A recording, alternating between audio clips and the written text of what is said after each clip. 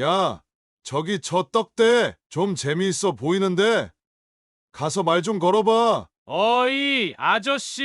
혼자서 뭐 그렇게 열심히 일해? 우리랑 같이 좀 놀지?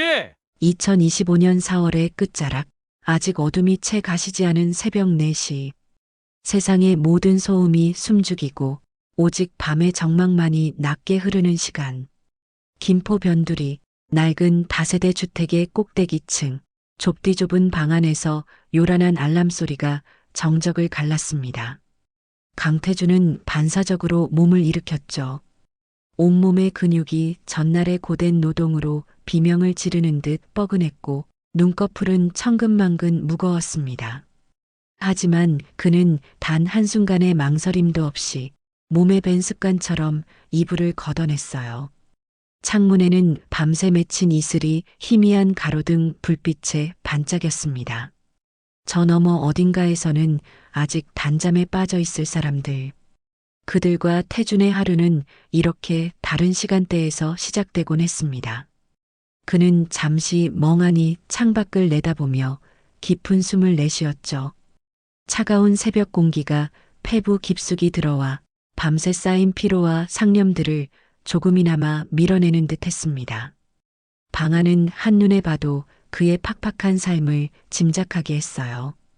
벽지는 누렇게 바랬고 천장 구석에는 희미한 곰팡이 자국도 보였습니다. 삐걱거리는 소리가 날 것 같은 낡은 철제 침대, 문짝이 성취하는 작은 옷장, 그리고 한쪽 벽에 기대어 놓인 낡은 책상이 가구의 전부였죠. 그나마 책상 위에는 먼지 하나 없이 깨끗하게 정돈되어 그의 성격을 엿볼 수 있었습니다.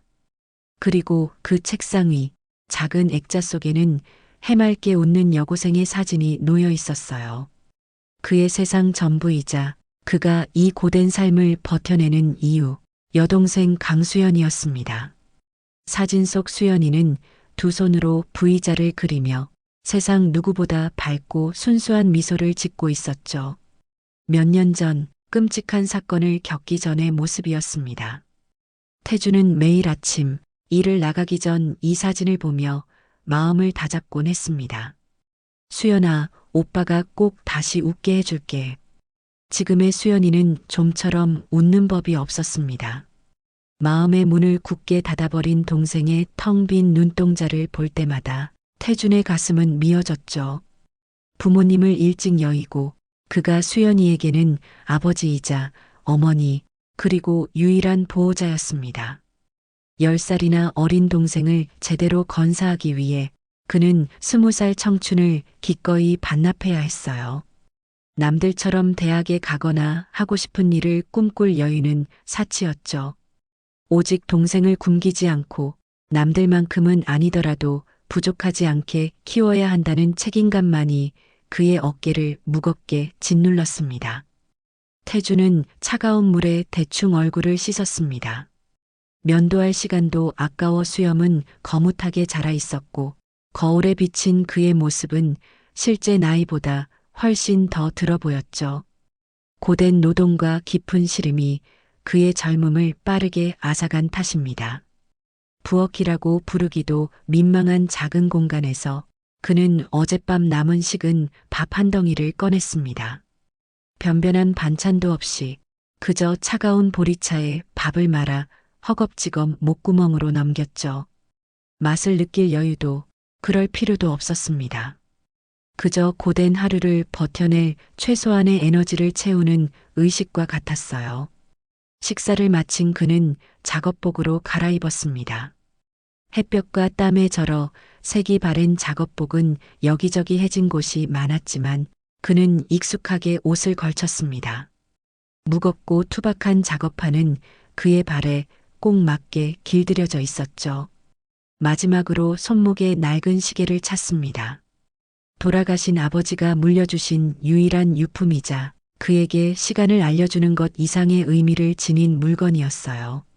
모든 준비를 마친 그는 잠든 동생의 방문을 흘끗 돌아보고는 조용히 현관문을 나섰습니다. 바깥의 새벽 공기는 아직 칼날처럼 차가웠지만 그는 옷깃을 여미며 어둠 속으로 묵묵히 걸음을 옮겼죠. 그의 하루는 아직 동트기 전 가장 깊은 어둠 속에서 그렇게 시작되었습니다. 태주는 인적이 드문 새벽길을 한참 걸어 버스 정류장에 도착했습니다. 첫 차를 타기 위해 나온 사람들은 대부분 그와 비슷한 차림의 노동자들이었죠. 서로 말없이 담배를 피우거나 퀭한 눈으로 허공을 응시하며 버스를 기다렸습니다. 곧이어 도착한 버스는 이미 비슷한 처지의 사람들로 가득 차 있었어요. 땀 냄새와 피로가 뒤섞인 무거운 공기 속에서 태주는 창가에 기대어 눈을 감았습니다. 덜컹거리는 버스의 진동을 느끼며 그는 잠시나마 쪽잠을 청하려 애썼죠. 하지만 머릿속은 온갖 상념으로 복잡했습니다. 오늘 내야 할 공과금, 다음 달 수연이 병원비, 그리고 언제 끝날지 모르는 이 고된 노동의 굴레. 그는 버스 창문에 비친 자신의 지친 얼굴을 물끄러미 바라보았습니다. 언제까지 이렇게 살아야 할까? 문득 회의감이 밀려왔지만 그는 이내 고개를 저었습니다. 약해지면 안 되었죠. 그가 무너지면 수연이도 무너진다는 것을 너무나 잘 알기 때문입니다. 1시간 가까이 달린 버스가 마침내 김포 신도시 외곽의 거대한 건설 현장 앞에 섰습니다. 동쪽 하늘이 서서히 붉게 물들기 시작했고 현장은 이미 거대한 용광로처럼 뜨거운 열기를 뿜어내고 있었죠. 안전모를 눌러쓴 인부들이 분주히 오갔고 육중한 건설 장비들이 굉음을 내며 움직였습니다. 흙먼지와 매캐한 디젤 연기, 시멘트 냄새가 뒤섞여 현장 특유의 냄새를 만들어냈습니다.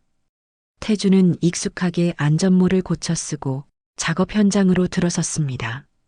오늘 그가 맡은 일은 건물 외벽에 설치될 거푸집을 옮기고 조립하는 것이었어요.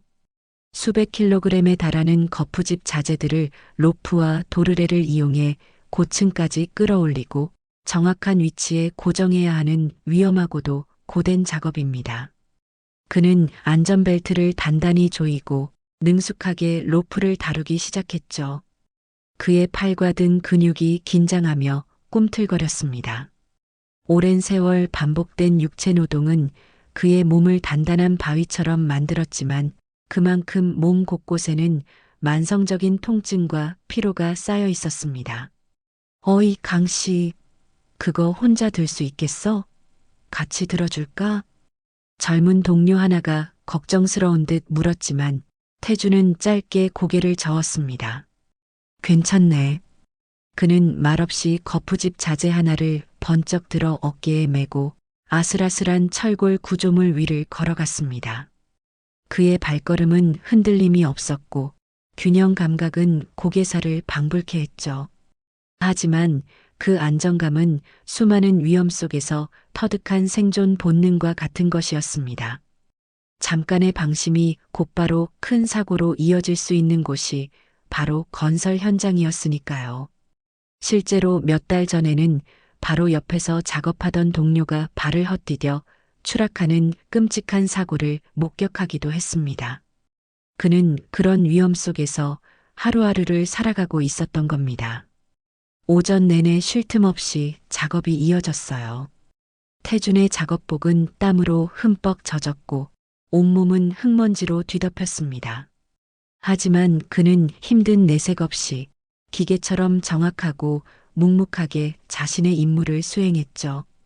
점심시간이 되어 한밭집에서 밥을 먹을 때도 그는 여전히 구석진 자리에 혼자 앉았습니다. 시끌벅적하게 떠드는 동료들과는 거리를 둔 채 그는 빠르게 식사를 마치고 다시 작업장으로 돌아가려 했어요. 그때 그의 휴대전화가 짧게 진동했습니다. 수연이에게서 온 문자였죠. 오빠, 오늘 저녁에는 뭐 먹고 싶어? 짧은 문자였지만 태준의 굳어있던 얼굴에 희미한 미소가 번졌습니다. 동생이 먼저 문자를 보내는 것은 흔치 않은 일이었기에 그에게는 큰 기쁨이자 위안이었죠. 그는 잠시 고민하다 답장을 보냈습니다. 수연이가 해주는 거면 뭐든 다 좋아.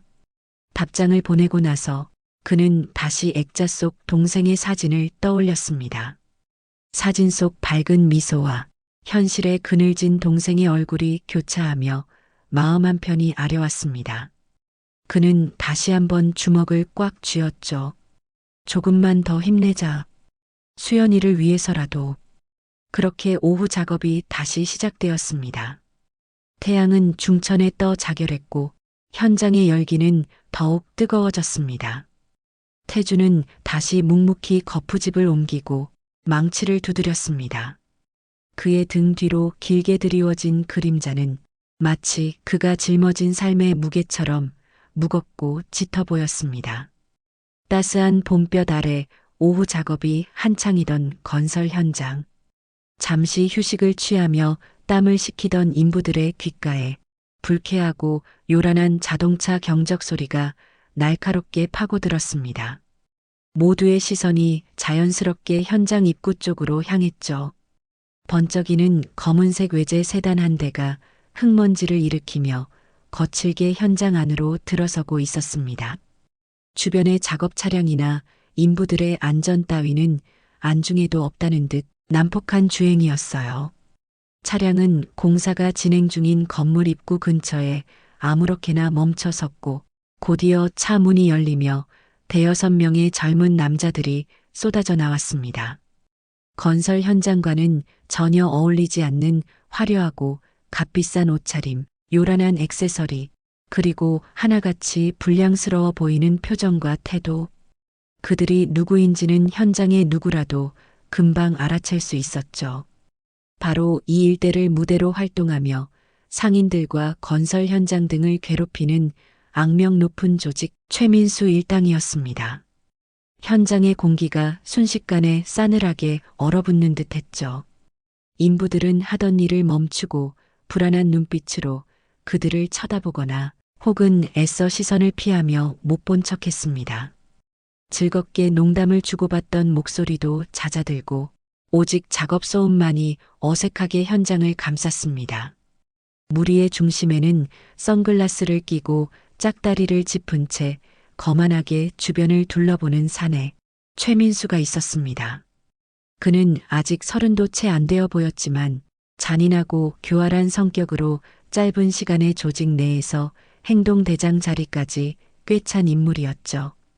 법이나 타인의 고통 따위는 안중에도 없고 오직 자신의 이익과 쾌락만을 추구하는 전형적인 악당의 모습 그대로였습니다. 그의 옆에는 항상 붙어 다니는 오른팔격인 덩치 큰 남자와 눈치 빠르게 아부하는 기회주의적인 인물, 그리고 별 생각 없이 폭력적인 행동을 일삼는 듯한 어리숙해 보이는 부하들이 서 있었죠. 그들은 마치 자신들이 왕이라도 된 듯 현장을 제멋대로 활보하며 인부들에게 시비를 걸거나 작업 도구들을 발로 툭툭 차는 등 오만한 행동을 서슴지 않았습니다. 어이, 여기 책임자 누구야? 당장 튀어나오지 못해. 최민수가 선글라스를 살짝 내리며 특유의 날카롭고 신경질적인 목소리로 소리쳤습니다. 현장 소장이 잔뜩 겁에 질린 표정으로 허겁지겁 달려왔죠.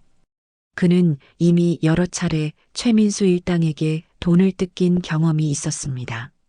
아이고, 최 선생 오셨습니까? 무슨 일로 또? 현장 소장은 비굴할 정도로 허리를 숙이며 그들을 맞이했습니다. 하지만 최민수는 그의 인사를 가볍게 무시하며 본론으로 들어갔죠. 묻기는 뭘 물어? 지난번에 이야기했던 거 벌써 까먹은 건 아니겠지? 이번 달 성금 내셔야 할 날짜잖아. 그는 성금이라는 단어를 비꼬는 듯 강조하며 말했습니다. 사실상 보호비 명목의 갈취였지만 그들은 늘 그런 식으로 자신들의 행동을 포장하곤 했어요. 최 선생. 요즘 현장 사정이 영 좋지 않아서 조금만 더 시간을 주시면 안 되겠습니까? 현장 소장이 어렵게 말을 꺼냈지만 최민수는 코웃음 치며 그의 말을 잘랐습니다. 시간? 허허, 이 양반이 지금 장난하나? 우리가 무슨 자선사업가인 줄 알아? 약속은 약속이야. 당장 내놓지 않으면 오늘 여기서 피바람 부는 수가 있어. 알아들어? 최민수의 눈빛이 싸늘하게 빛났습니다. 그의 옆에 있던 덩치 큰 부하가 위협적으로 현장 소장에게 한 걸음 다가섰죠. 겁에 질린 현장 소장은 더 이상 버티지 못하고 떨리는 손으로 미리 준비해 둔 듯한 두툼한 돈 봉투를 내밀었습니다. 여기 있습니다. 최민수의 오른팔이 낚아채듯 돈 봉투를 받아 내용물을 확인했습니다. 그리고는 최민수에게 고개를 끄덕였죠. 최민수는 만족스럽다는 듯 입꼬리를 올렸지만 그것으로 끝이 아니었습니다. 이것밖에 안 돼? 에이, 그래도 온 김에 우리 애들 음료수 값이라도 좀 챙겨줘야 하지 않겠어? 그는 뻔뻔하게 추가적인 금품을 요구했습니다. 현장 소장은 울상을 지었지만 결국 사무실에서 비상금까지 털어 그들의 요구를 들어줄 수밖에 없었죠. 힘없는 자의 서러움과 분노가 그의 얼굴에 역력했지만 그는 아무것도 할 수 없었습니다.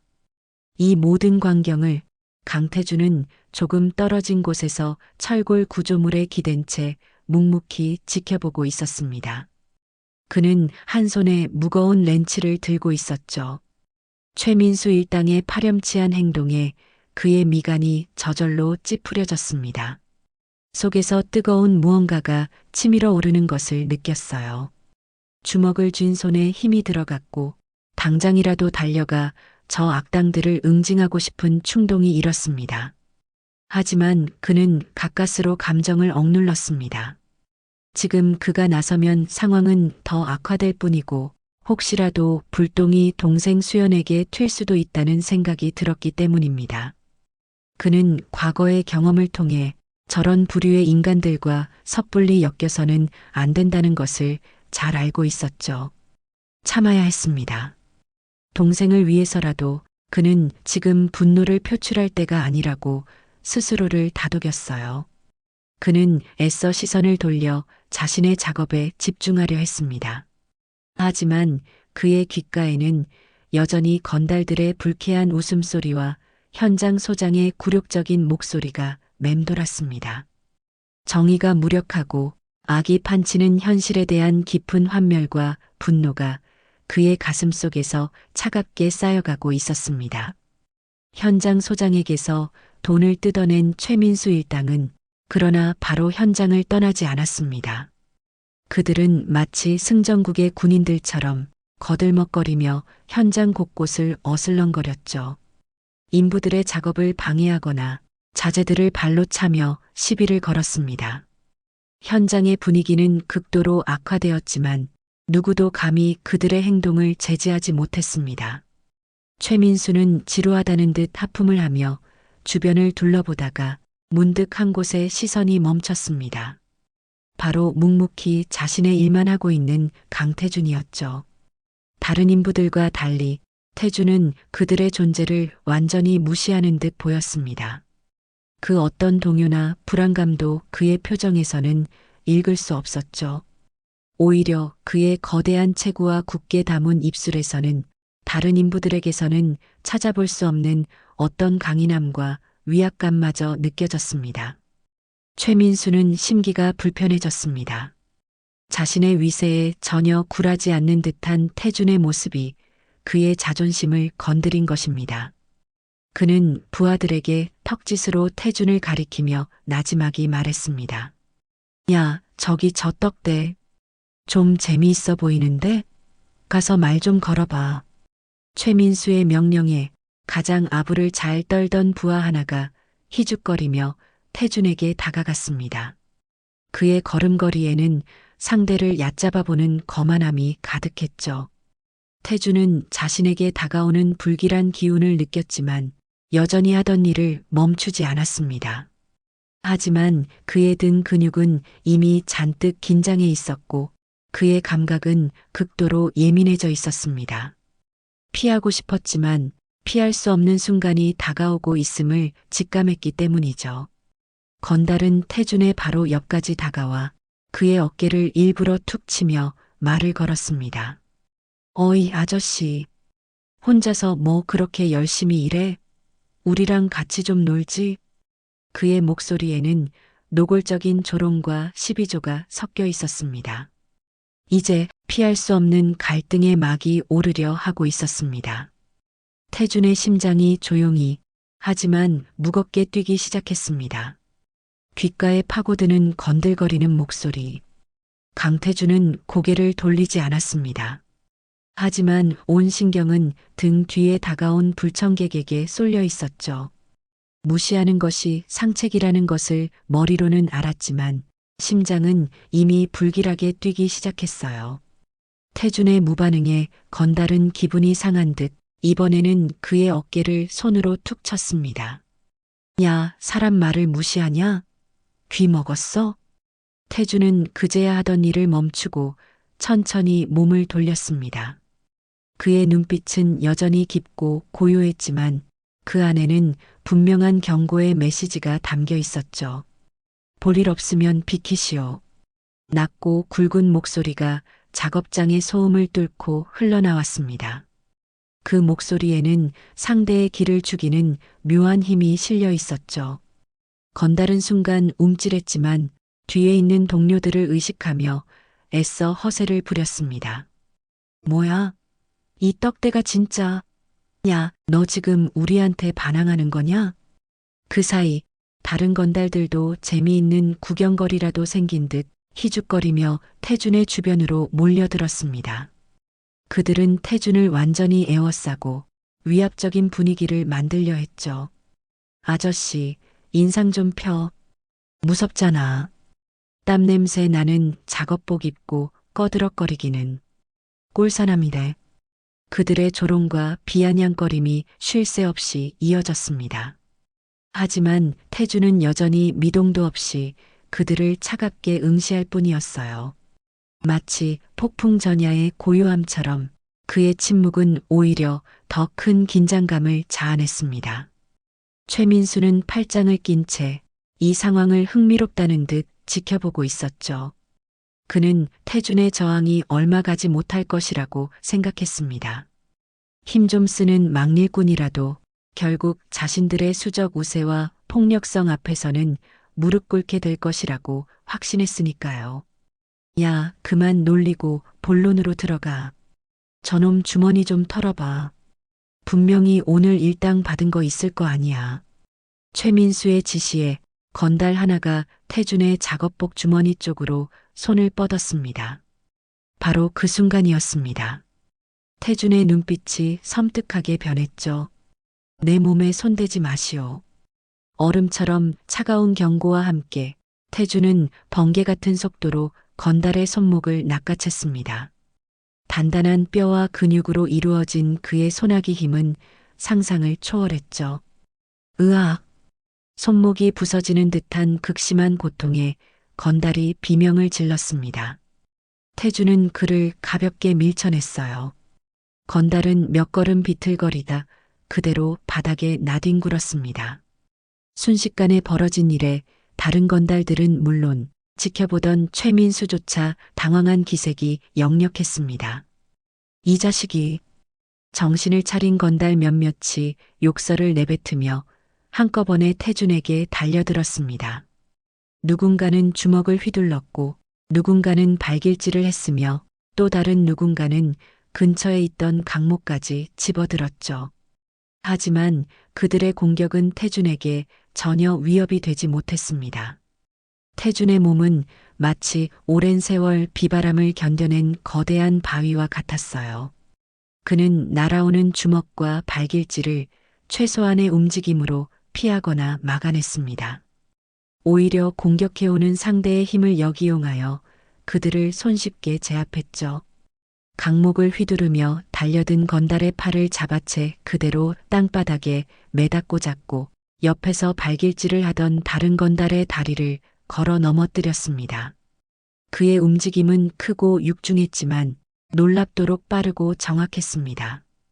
단순한 힘이 아니라 수많은 세월 동안 고된 노동으로 다져진 실전적인 근육과 균형 감각이 만들어낸 결과였죠.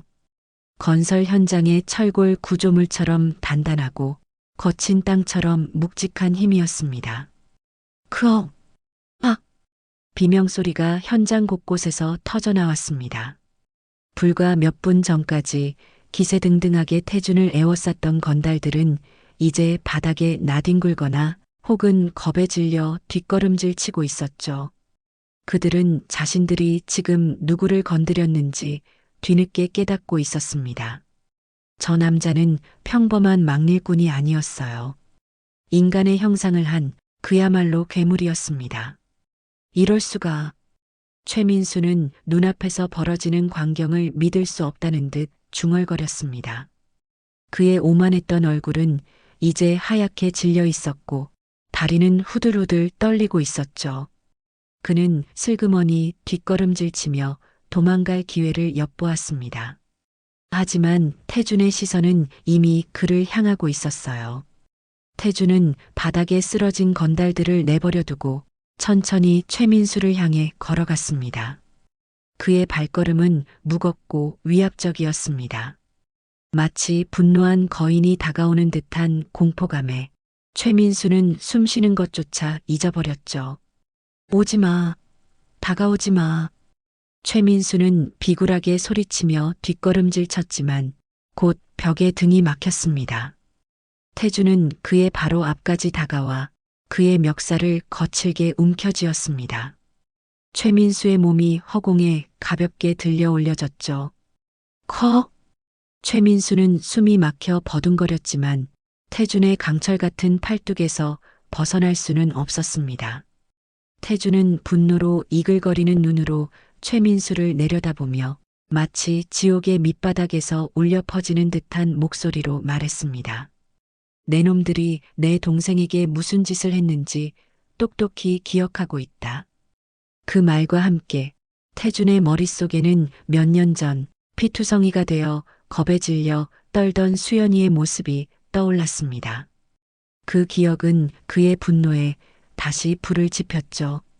그는 최민수를 그대로 벽에 강하게 내던졌습니다.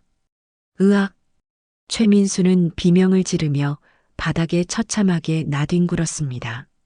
그는 갈비뼈 몇 개가 부러진 듯 극심한 고통을 호소하며 몸을 웅크렸죠. 태준은 바닥에서 고통짓는 최민수와 그의 부하들을 차갑게 내려다보았습니다. 그의 얼굴에는 분노와 함께 깊은 슬픔이 어려 있었죠. 힘으로 악을 응징했지만 그것이 과거의 상처를 치유하거나 동생의 고통을 덜어줄 수는 없다는 것을 그는 잘 알고 있었습니다. 오히려 이 싸움은 그의 내면에 잠들어 있던 또 다른 아픔을 건드렸을 뿐이죠. 그는 더 이상 그들에게 어떤 위해도 가하지 않았습니다. 대신 마지막으로 싸늘한 경고를 남겼죠. 다시는 내 눈앞에 나타나지 마라. 그리고 다시는 약한 사람들 괴롭히지 마시오. 다음에 또 이런 일이 벌어진다면 그때는 정말로 끝장일 줄 알아라. 그의 목소리에는 조금의 감정도 실려 있지 않았지만 그 어떤 위협보다 더 무겁고 섬뜩하게 다가왔습니다. 최민수를 포함한 건달들은 그 말의 의미를 뼈저리게 느낄 수 있었죠. 그들은 더 이상 아무런 반항도 하지 못하고 서로를 부축하거나 기어가며 비참하게 현장을 빠져나갔습니다. 그들이 사라진 자리에는 부러진 강목 조각과 흙먼지, 그리고 아직 가시지 않은 팽팽한 긴장감만이 남아 있었습니다. 현장의 다른 인부들과 현장 소장은 여전히 입을 다물지 못한 채 멍하니 태준을 바라보고 있었습니다. 방금 전까지 평범한 동료였던 남자가 보여준 압도적인 힘과 분노는 그들에게 경외감과 함께 알 수 없는 두려움마저 느끼게 했습니다. 현장 소장이 조심스럽게 태준에게 다가와 말을 걸었습니다. 강씨, 괜찮소? 다친 데는 없고? 태준은 천천히 고개를 돌려 현장 소장을 바라보았습니다. 그의 눈빛은 어느새 다시 깊고 고요하게 가라앉아 있었죠. 하지만 그 깊은 곳에는 여전히 폭풍이 지나간 흔적처럼 격렬한 감정의 소용돌이가 남아있는 듯 했습니다. 그는 아무 말 없이 아까 내려놓았던 자신의 낡은 해머를 집어들었습니다. 그리고는 아무 일도 없었다는 듯 다시 자신의 작업구역으로 걸어갔죠. 그의 넓고 단단한 등은 여전히 묵묵하고 믿음직스러워 보였지만 어딘지 모르게 더욱 무겁고 쓸쓸해 보이는 것은 착각이었을까요? 해가 서쪽으로 기울며 건설 현장에는 다시 망치 소리와 기계 소음이 울려 퍼지기 시작했습니다. 하지만 그 소음 속에서도 방금 전 강태준이 보여준 압도적인 존재감과 그가 남긴 싸늘한 경고는 쉽게 잊히지 않을 것 같았습니다. 그날 저녁 강태준은 텅 빈 방 안에 홀로 앉아 있었습니다. 건설 현장에서의 소동 이후 그는 평소보다 더 일찍 작업을 마쳤죠. 현장 소장은 고맙다며 사례를 하려 했지만 그는 한사코 거절하고 묵묵히 퇴근길에 올랐습니다. 집으로 돌아와 샤워를 하며 그는 거울에 비친 자신의 몸을 무심히 바라보았어요. 건달들과의 실랑이 중에 생긴 자잘한 긁힌 상처와 멍 자국들이 보였지만 그는 별다른 통증을 느끼지 못했습니다. 오랜 세월 고된 노동으로 단련된 그의 몸은 그 정도 상처에는 무뎌진 지 오래였으니까요. 하지만 마음속 깊은 곳에 남은 상처는 달랐습니다. 오늘 낮의 일은 그의 내면에 잠들어 있던 오래되고 깊은 흉터를 다시 건드리고 말았죠.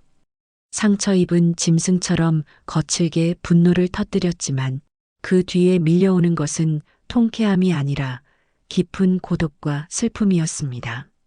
그는 냉장고에서 캔맥주 하나를 꺼내 단숨에 들이켰습니다.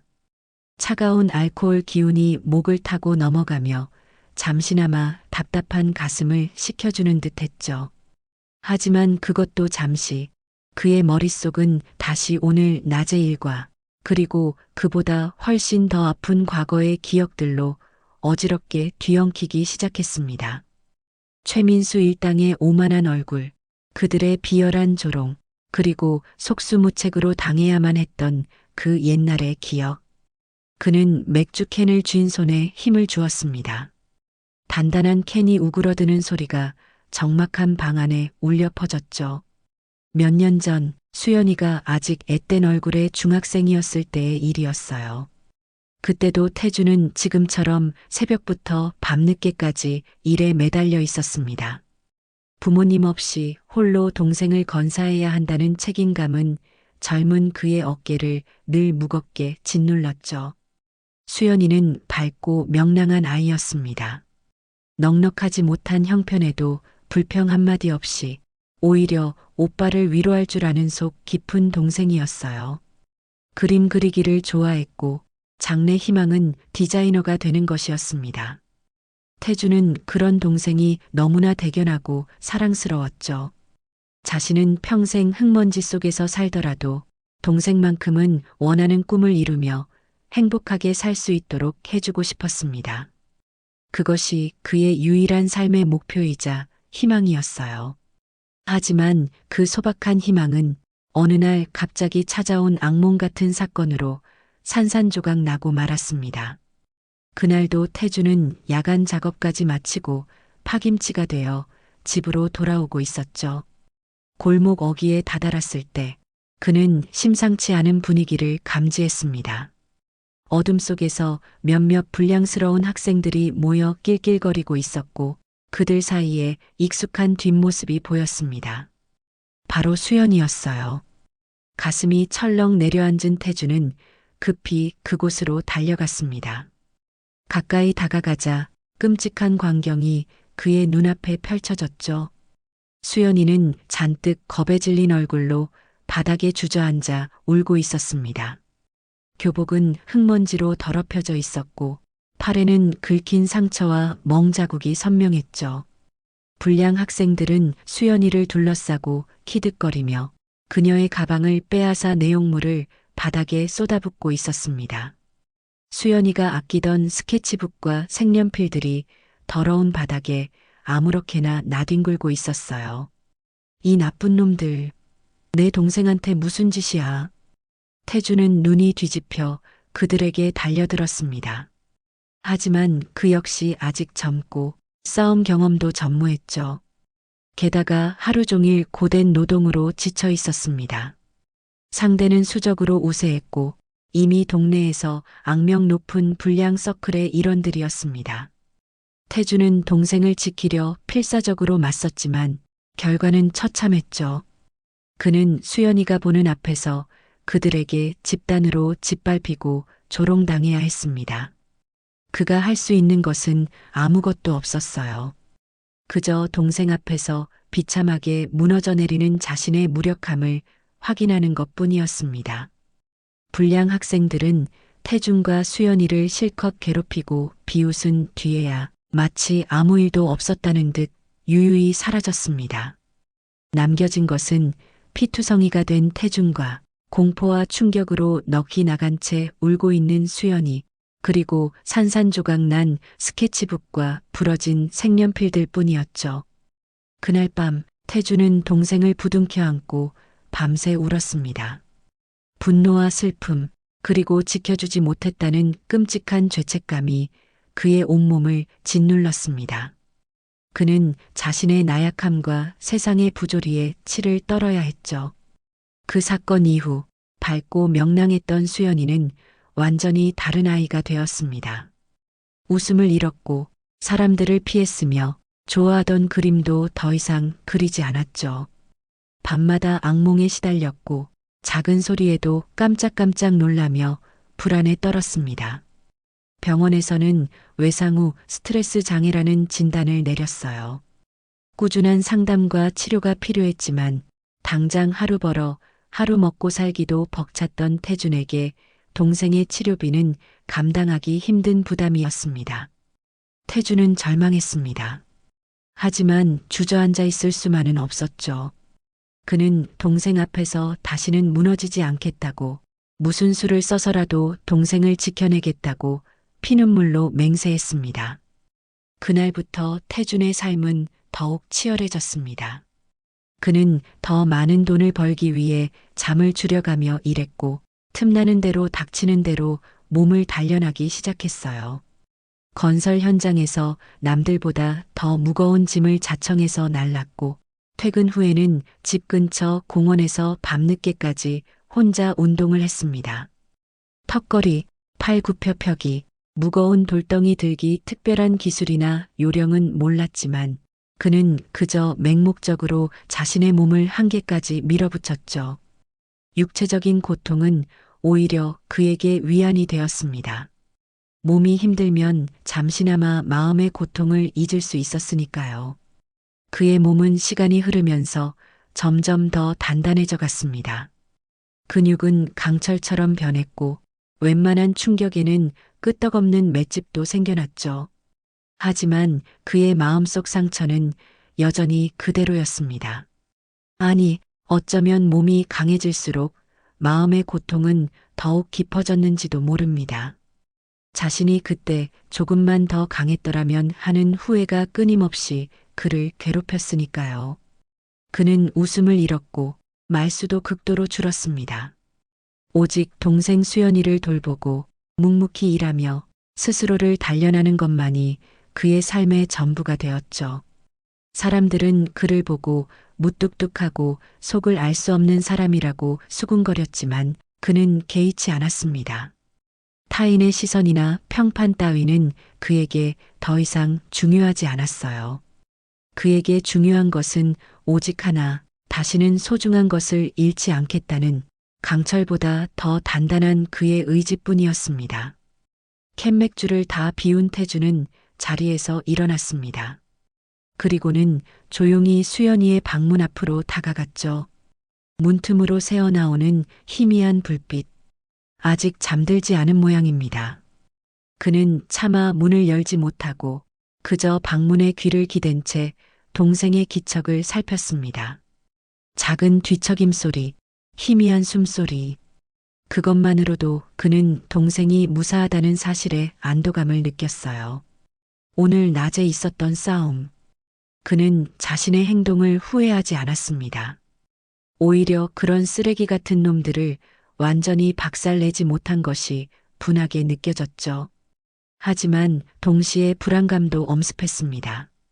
최민수가 마지막에 남긴 말. 반드시 후회하게 만들어주겠다. 그 말이 계속 귓가에 맴돌았습니다. 만약 그들이 자신에게 보복하기 위해 수연이를 건드린다면 생각만 해도 온몸의 피가 차갑게 식는 듯 했습니다. 그는 절대로 그런 일이 벌어지도록 내버려 둘 수 없었죠. 그는 조용히 자신의 방으로 돌아와 옷장 깊숙한 곳에서 무언가를 꺼냈습니다. 오래되어 보이는 두툼한 가죽 재킷과 한눈에도 튼튼해 보이는 안전화였어요. 그리고 벽에 걸어두었던 이제는 거의 사용하지 않는 낡은 더플백도 챙겼습니다. 그의 눈빛은 다시 한번 차갑고 단단하게 빛나기 시작했습니다. 싸움은 아직 끝나지 않았다는 것을 그는 직감하고 있었죠.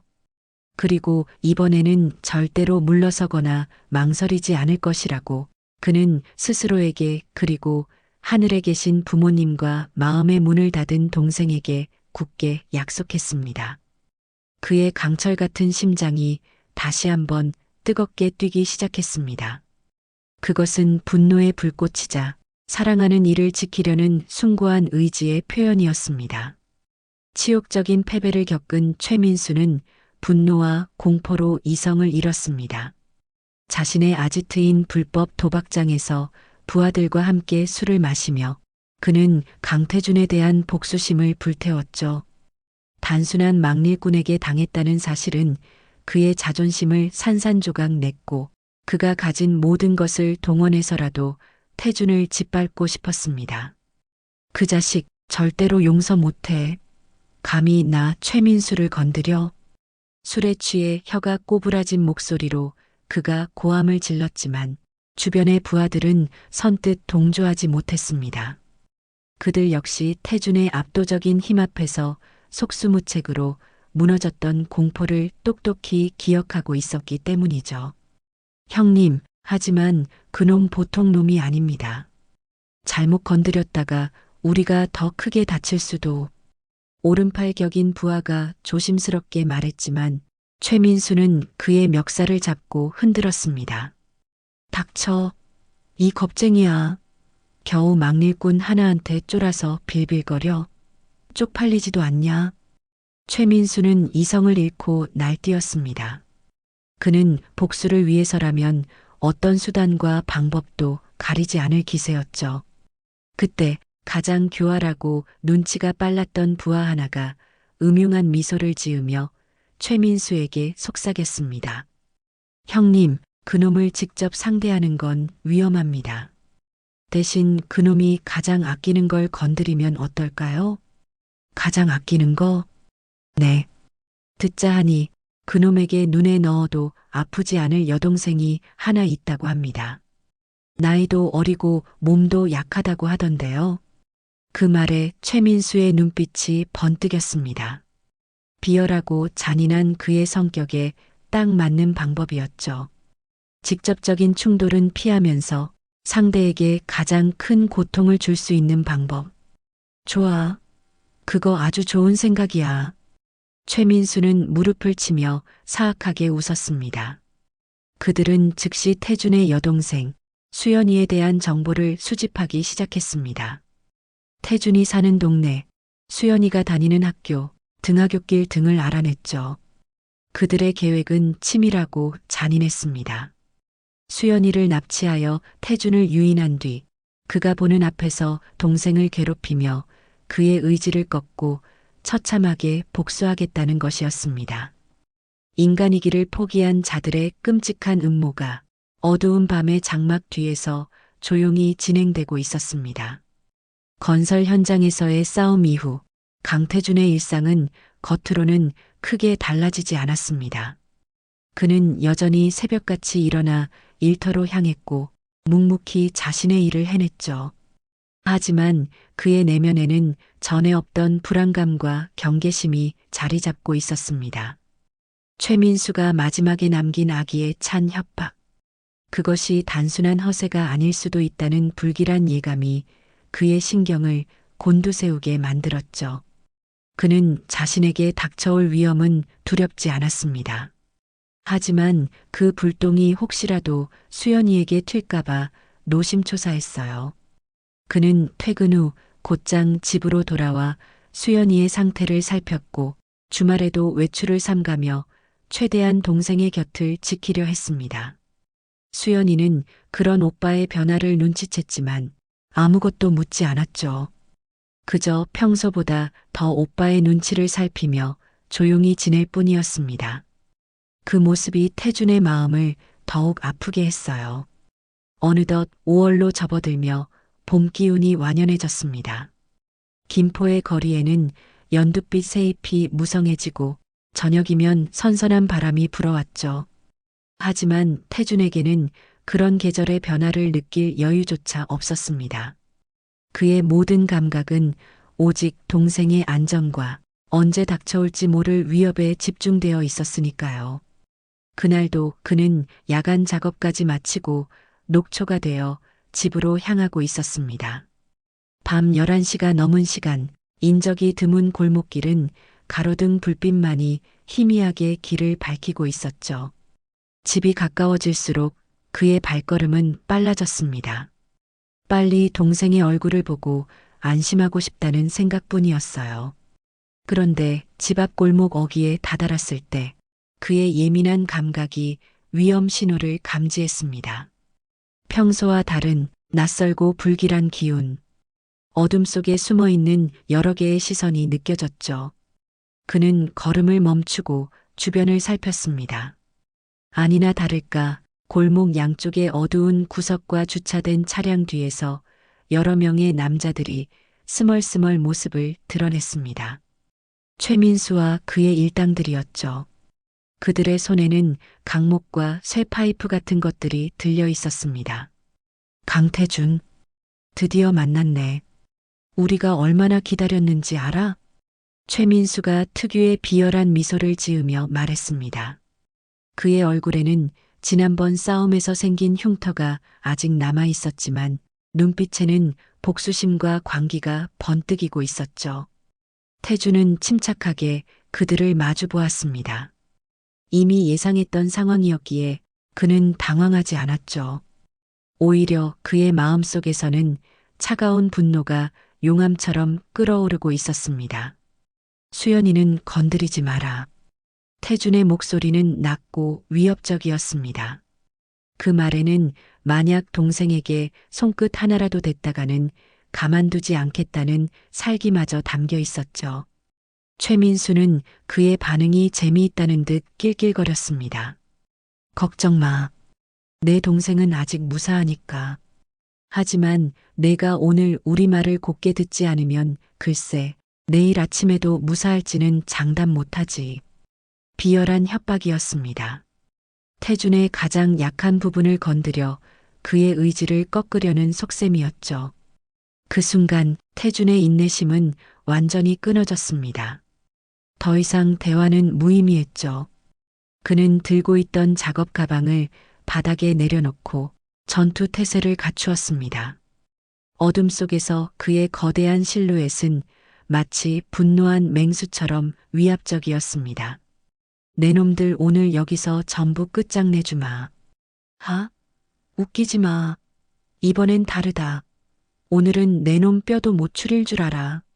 다들 잡아. 최민수의 외침과 함께 건달들이 일제히 태준에게 달려들었습니다. 강목과 쇠파이프가 밤공기를 가르며 사납게 날아들었죠. 하지만 이번에는 태준도 물러서지 않았습니다. 그는 마치 폭풍 속을 헤쳐나가는 거대한 배처럼 정면으로 그들의 공격을 받아내며 돌진했습니다. 둔탁한 타격음과 비명소리가 어두운 골목길에 울려 퍼지기 시작했습니다. 태준은 더 이상 방어에만 치중하지 않았죠. 그는 적극적으로 건달들을 무력화시키기 시작했습니다. 날아오는 쇠파이프를 팔뚝으로 막아내며 동시에 상대의 복부를 강타했고 강목을 휘두르는 건달의 팔을 꺾어 무기를 빼앗은 뒤 그대로 내동댕이 쳤습니다. 그의 움직임 하나하나는 군더더기 없이 간결했지만 그 위력은 가공할 만했습니다. 건달들은 추풍 낙엽처럼 쓰러져 나갔죠. 그들의 머릿속에는 오직 도망쳐야 한다는 생각뿐이었지만 태준의 압도적인 힘 앞에서 그것조차 쉽지 않았습니다. 마침내 태준의 앞에는 겁에 질려 벌벌 떨고 있는 최민수만이 남아 있었습니다. 그는 손에 들고 있던 칼을 다급하게 휘둘렀지만 태준은 가볍게 피하며 그의 손목을 낚아챘습니다. 크! 최민수의 손에서 칼이 떨어져 나가고 그는 태준의 강철 같은 소나기에 붙잡혔습니다. 태준은 분노로 이글거리는 눈으로 최민수를 노려보았죠. 내 놈 같은 쓰레기들 때문에 내 동생이 수연이가. 그의 목소리는 분노와 슬픔으로 심하게 떨리고 있었습니다. 그는 당장이라도 최민수의 숨통을 끊어버리고 싶었지만 마지막 남은 이성이 그를 붙잡았습니다. 그는 최민수를 땅바닥에 내팽개쳤습니다. 그리고는 이미 의식을 잃거나 고통 속에 신음하는 다른 건달들을 둘러보았죠. 이것으로 끝이었습니다. 더 이상의 싸움은 무의미했죠. 그때 요란한 사이렌 소리가 밤공기를 가르며 가까워져 왔습니다. 격렬한 싸움 소리를 들은 이웃 주민 중 누군가가 경찰에 신고한 모양이었죠. 태준은 잠시 망설였지만 이내 자리를 피하지 않았습니다. 그는 자신이 한 행동에 대해 책임을 져야 한다고 생각했죠. 곧이어 도착한 경찰차 여러 대에서 경찰관들이 쏟아져 나왔습니다. 그들은 골목길의 처참한 광경과 그 중심에 피투성이가 된 채 우뚝 서 있는 태준을 보고는 크게 놀라며 총구를 겨누었습니다. 움직이지 마. 손 머리 위로 올려. 태준은 순순히 경찰의 지시에 따랐습니다. 경찰관들은 쓰러져 있는 건달들의 상태를 확인하고 태준에게 수갑을 채우려 했죠. 하지만 그때 현장을 목격한 동네 주민들이 앞다투어 증언하기 시작했습니다. 아닙니다. 저 총각이 우리를 구해준 겁니다. 저 건달들이 먼저 시비를 걸고 공격했어요. 저 총각은 정당방위였다고요. 평소에도 저 건달들 때문에 동네 사람들 불안해서 살 수가 없었어요. 제발 저 총각은 선처해 주세요. 주민들의 간절한 외침과 현장의 널브러진 흉기들, 그리고 무엇보다 태준의 몸에 남은 방어 흔적들은 그날 밤의 진실을 명백히 증명해주고 있었습니다. 경찰은 상황을 파악하고 태준을 연행하는 대신 참고인 자격으로 조사하기로 결정했습니다. 최민수와 그 일당들은 모두 현장에서 체포되어 병원으로 이송된 후 조사를 받게 되었죠. 그들의 상습적인 범죄 행각과 이날 밤의 사건까지 더해져 그들은 이제 법의 엄중한 심판을 피할 수 없게 되었습니다. 모든 소동이 끝나고 태준은 경찰 조사를 마친 뒤 새벽녘이 되어서야 집으로 돌아올 수 있었습니다. 온몸이 욱신거리고 피곤했지만 그의 마음은 이상하리만치 평온했죠. 집에 도착하자 수연이가 잠옷 차림으로 현관문 앞에서 그를 기다리고 있었습니다. 그녀의 눈에는 걱정과 불안감이 가득했지만 오빠의 무사한 모습을 확인하자 희미하게 안도의 빛이 스쳤습니다. 태준은 아무 말 없이 동생을 와락 끌어안았습니다. 그의 품 안에서 수연이는 작게 흐느끼기 시작했죠. 오랜 시간 닫혀있던 그녀의 마음의 벽이 오빠의 따뜻한 체온 앞에서 조금씩 녹아내리는 듯 했습니다. 태준은 동생의 등을 토닥이며 나지막이 속삭였습니다. 괜찮아, 수연아. 이제 다 괜찮아. 오빠가 있잖아. 오빠가 꼭 지켜줄게. 그의 목소리는 낮고 거칠었지만 세상 그 무엇보다 따뜻하고 굳건한 약속처럼 들렸습니다. 창밖으로 서서히 밝아오는 새벽빛이 그들 남매를 부드럽게 감싸 안았습니다. 오랜 어둠 끝에 찾아온 새벽처럼 그들의 삶에도 이제 희망의 빛이 찾아올 것이라는 예감과 함께 강태준은 여전히 건설 현장에서 묵묵히 땀을 흘립니다. 그의 삶은 여전히 고되고 힘들지만 이제 그의 어깨는 이전보다 조금은 가벼워졌죠. 그는 더 이상 과거의 죄책감에 얽매이지 않습니다. 자신의 힘으로 동생을 지켜냈고 부당한 현실에 맞서 싸웠으니까요. 수연이도 조금씩 예전의 밝은 모습을 되찾아가고 있습니다. 오빠의 든든한 사랑과 보호 속에서 그녀는 다시 그림을 그리기 시작했고 미래를 꿈꾸기 시작했죠. 태준의 강철 같던 심장에는 이제 분노 대신 따뜻한 희망과 사랑이 자리 잡기 시작했습니다. 그것은 고된 삶 속에서도 그가 끝까지 지켜낸 가장 소중하고 강한 힘이었습니다.